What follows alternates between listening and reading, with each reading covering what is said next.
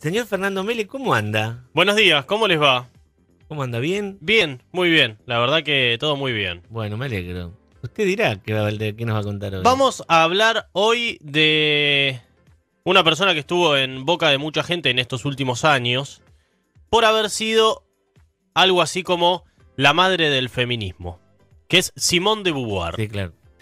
Nacida en París el 9 de enero de 1908, pertenecía a una familia burguesa de clase ciertamente acomodada, muy católica, pero no de élite, de la élite francesa, pero sí de una burguesía ciertamente adinerada.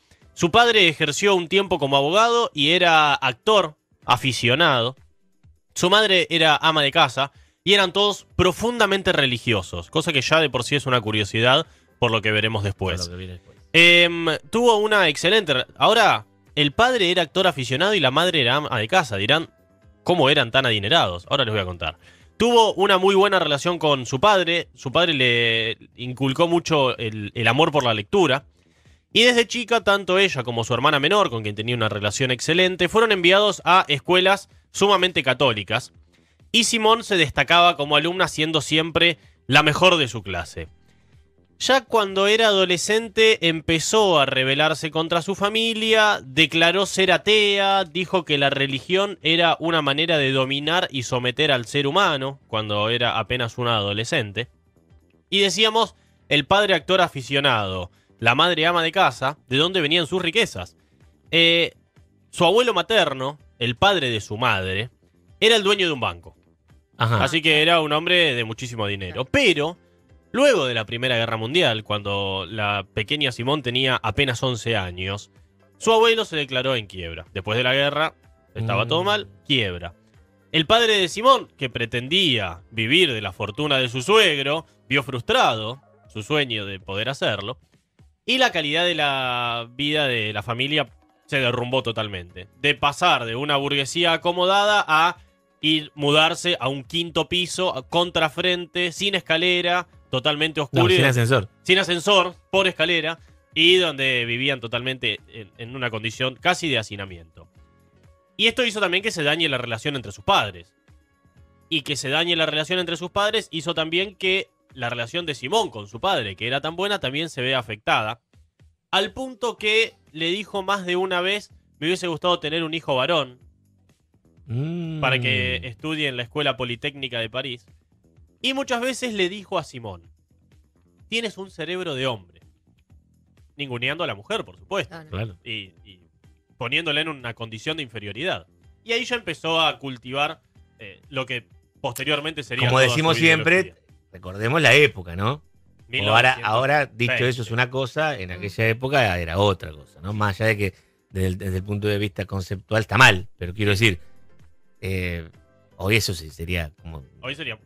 Siempre es malo. inaceptable. Hoy la diferencia es que hoy sí está mal visto y en aquel momento no. Claro. A los 15 años decidió su verdadera vocación, y es que quería ser escritora. Estudió en un instituto católico, por supuesto, y luego se especializó en literatura, en matemática y en latín, para posteriormente estudiar filosofía, concluyendo sus estudios en 1929, cuando tenía 22 años, ya era filósofa. Que no debía de ser muy común que una mujer. No era muy sea común que una filósofa. mujer siquiera vaya a la universidad. Estudió en la Universidad de la Sorbona de París. Le decían Castor. ¿Por los dientes? No, porque Beauvoir suena parecido a Beaver. Y Beaver en inglés significa castor. Y es por eso que le decían Castor. Allí en la Sorbona conoció a Jean-Paul Sartre, el fundador del existencialismo, que fue su principal amor. Y ahora veremos por qué el término principal amor es muy importante. Comenzó a ejercer como docente de filosofía en algunos institutos, pero él, Jean-Paul Sartre, y ella, Simone de Beauvoir, fueron destinados a estudiar en distintas ciudades, quedando uno muy lejos del otro. Para poder ser asignados al mismo instituto y trabajar juntos y estar juntos y amarse felizmente, Sartre le dijo, ¿te querés casar conmigo? ¿Así nos dan a los dos el mismo trabajo? Pero ella se negó. Consideraba que el matrimonio multiplicaba por 2 las obligaciones familiares y todas las faenas sociales, esto entrecomillado. Estaba absolutamente en contra del matrimonio y decidió, aparte, no tener hijos. No es que no pudo, Claro. sino que decidió no hacerlo. No, y además siempre fue defensora de de los derechos de la mujer, del Absolutamente, aborto, sí, sí. de la legalización del aborto. Ahora- Mirá en qué época. Estamos hablando, pero Sí, en la década del imagínate 30. el escándalo cuando habla de estas cosas. Obvio. Hablemos un poco de la relación entre ellos dos porque es una cuestión muy particular. ¿Acaso es una de las relaciones más polémicas, no sé si Sí, no de pero la historia? hay como una tendencia en la literatura a decir que es una de las grandes historias de amor Es una de las del grandes- siglo XX. Es que si lo pensamos en ciertos términos que ahora se están poniendo muy en boga, insisto, década del 30 y del 40, practicaban la poligamia, pero siempre estaban juntos entre ellos. ¿Qué quiere decir? No es que hacían orgías en las que ellos estaban incluidos. Tenían dos premisas. Por un lado el amor necesario y por el otro lado el amor contingente. Sartre era el amor necesario de Simone de Beauvoir y Simone de Beauvoir era el amor necesario de Jean-Paul Sartre. Pero, a la vez, los dos tenían diversos amores contingentes. Es decir, Tiritos. tiritos. Iban y tenían una relación con uno. Al mismo tiempo, siempre estaban juntos. No se casaron porque ella no quería. Pero al mismo tiempo, siempre su amor necesario era el que los unía. Y tenían ciertas relaciones ocasionales con otras personas. Y cada 2 años renovaban este pacto de lo que ellos llamaban polifidelidad. Claro. El poliamor. El poliamor. El poliamor. Lo que ahora se Claro. puso de moda porque no sé qué personaje mediático. Florencia Peña. Florencia Peña habló de poliamor. Esto lo practicaban en la década del 30. Tanto Simone de Beauvoir como Jean-Paul Sartre tuvieron, decíamos, Está todo relaciones. inventado, Ya está todo inventado, por supuesto. Relaciones con otras personas e incluso con varios alumnos de ambos. Y esto, después veremos también, tiene que ver en la historia. Sartre era un hombre muy feo. Sí, y Beauvoir no era muy agraciada tampoco. Sí, no, tampoco. Pero Sartre comía porque era profe. Vamos a decir. Y Siempre tenía, hay un roto para un descosido, y, Mariano, teni- así y dice fue el el dicho. fundador de una de las corrientes filosóficas más importantes del siglo XX, sin Y duda. ella siempre adhirió al existencialismo, ¿no? Sí, exactamente. Ambos eran existencialistas y adherían al comunismo también. Después fundarían un diario y todo. Decíamos, tuvieron relación con otras personas, incluso con algunos alumnos. De hecho, Simone de Beauvoir fue despedida del Liceo Molière por tener una relación amorosa con una de sus alumnas. Mirá, de sus alumnas. De una alumna, sí. Porque además, él no, pero ella Era bisexual. Era bisexual. Espérame, vamos a hacer una tanda, ¿me aguantás un cachito? Sí, porque ahora empieza a escribir. Hagamos una tanda para poder después terminar sin hacer interrupciones la biografía de hoy del señor Mele sobre Simone de Beauvoir.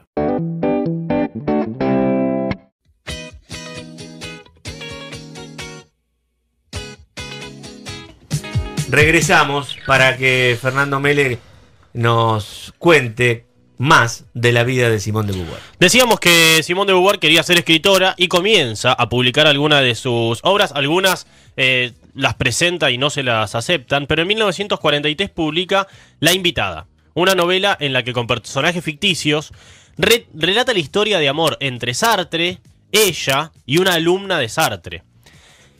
La novela fue absolutamente un éxito, pero en el año 43 París estaba ocupada por el nazismo. Claro. ¿Qué sucedió? La novela fue un éxito, pero fue prohibida. Y además ella fue vetada de toda educación de poder ejercer como docente en todo el país, en toda Francia, porque se le presentó una denuncia por incitación a la perversión de personas menores. Perdón. Trabajó en una radio libre francesa, hasta que luego de la liberación de París fue reintegrada como profesora. En el año 1945, junto a Sartre y a otros intelectuales de izquierda, fundó la revista Los Tiempos Modernos, que pretendía difundir la corriente existencialista y el comunismo paralelamente. A la vez, siguió escribiendo, dejó la docencia para abocarse de lleno a la literatura, viajó a muchos países, donde conoció a grandes personalidades comunistas como Fidel Castro, estuvo en Cuba con el Che Guevara, estuvo con Mao Zedong, etc. Pero su consagración como escritora se dio en el año 1949 con su libro, como decíamos, en los últimos años que ha resurgido mucho este libro, El Segundo Sexo. Y ya el título nos da a entender que pone a la mujer... Ese fue su gran éxito, ¿no? Sí, ese fue su gran éxito. Pone a la mujer de manera, entre comillas, irónica, como segunda. Como si hubiera un primero. Como si el hombre fuera el primero y la mujer la segunda. Claro. Y este libro es considerado algo así como el texto fundador del feminismo moderno. Se vendieron 22.000 ejemplares de este libro en una semana. Y cuando se tradujo al inglés, se vendieron 1 millón de libros en los Estados Unidos. ¿Vos pensás que hoy una edición de un libro bueno, exitoso acá en Argentina, 5.000? 5.000 en una semana. No, En 5.000 total. la edición. En total.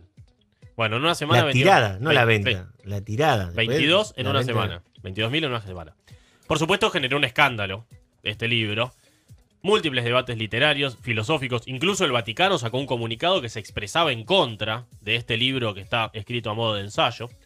Simone de Beauvoir se convirtió en la precursora del movimiento feminista, describiendo en El segundo sexo una sociedad en la que se relega a la mujer a una situación de inferioridad. Señala que la mujer siempre ha sido definida en relación al varón, como madre, como hija, como esposa, pero nunca como un ser autónomo, digamos. Y lo que dice es que la mujer debe trabajar para tener primero independencia económica. Por supuesto, pensemos también en términos comunistas, escribe este libro. Para tener primero independencia económica para después poder lograr así, por un lado la liberación y por el otro lado lograr su propia identidad. Para ella, la identidad de la mujer no viene dada genéticamente, sino que una de sus más conocidas frases dice: mujer no se nace, se llega a ser. Y dice: no hay razón para que el hombre no sea, en todos los sentidos, un ser humano igual al hombre. No, porque la mujer. Para que la mujer no sea, en todos los sentidos, un ser humano igual al hombre, perdón. Hay una frase que encontré que ella cita dentro del segundo sexo, que está dicha por Pitágoras, por supuesto, hace 2000 y pico de años, que dice: existe un principio bueno que ha creado la luz, el orden y la bondad. Y un principio malo que creó las tinieblas, la maldad y a la mujer. Así que... Machirulo, Pitágoras. algo así. Consideraba el matrimonio, decíamos, como un proceso similar a la prostitución, en el que la mujer depende económicamente de su marido, y por ello, decíamos, creía que la mujer, una de las cosas que debe lograr es su independencia Claro. económica a partir del trabajo. También defendió la legalización del aborto, dijimos. En 1971 firmó el Manifiesto de las 343. ¿Qué fue? 343 mujeres de la política, de la cultura y de distintas áreas, mujeres reconocidas en la Francia de aquel entonces, que reconocían haber abortado. Y sobre el aborto dijo: el aborto es parte integral de la evolución en la naturaleza y la historia humana. Esto no es un argumento ni a favor ni en contra, sino un hecho innegable. No hay pueblo ni época donde el aborto no fuera practicado legal o ilegalmente. De este modo, afirmaba la existencia del aborto, lo mismo que con el manifiesto de las 343, más allá de, por supuesto, pedir su legalización.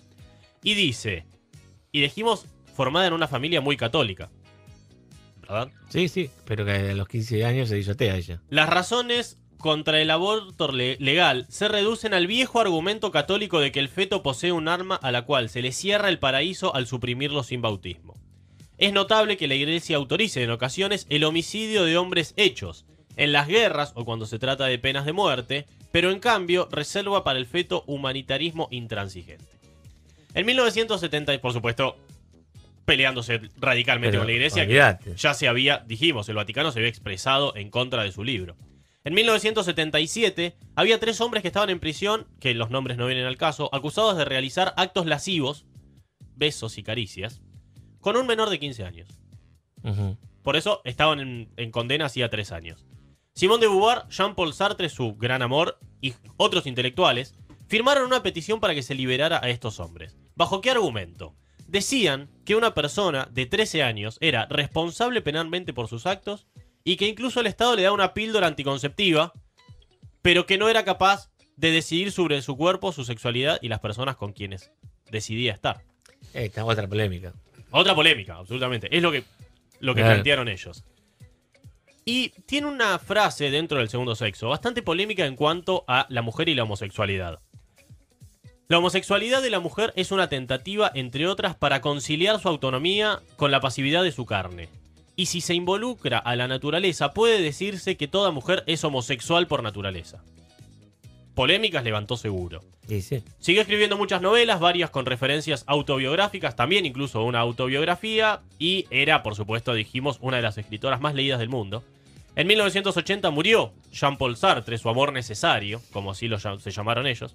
Escribió un libro sobre los últimos años de su vida, de Sartre, que dice, se llama La ceremonia del adiós, y dice: su muerte nos separa, mi muerte no nos reunirá.